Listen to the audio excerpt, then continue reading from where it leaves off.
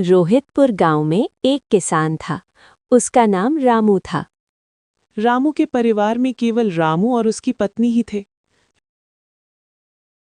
रामू के पास थोड़ी सी जमीन थी जहां वो खेती करता था। रामू हर दिन सुबह अपनी एक साइकिल लेकर खेत की ओर निकल जाता था।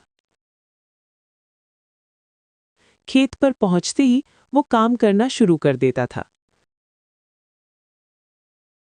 रामू शाम तक लगातार काम करता रहता था और जब शाम हो जाती तब वो अपनी साइकिल लेकर फिर से घर लौट आता था।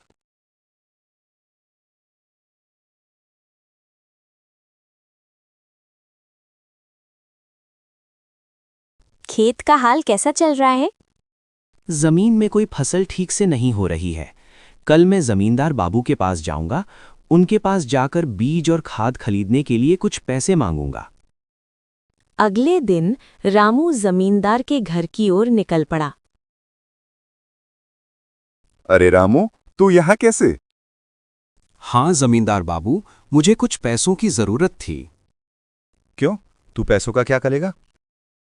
जमींदार बाबू, मेरी जमीन में फसल नहीं हो रही है। उसमें खाद डालनी पड़ेगी, इसलिए मुझे कुछ पैसों की जरूरत है। ठीक है, मैं तुम्हें पैसे दे सकता हूँ, लेकिन मेरी एक शर्त है। जो भी फसल होगी उसमें से आधा हिस्सा मुझे देना होगा। ठीक है जमींदार बाबू, मुझे आपकी शर्त मंजूर है।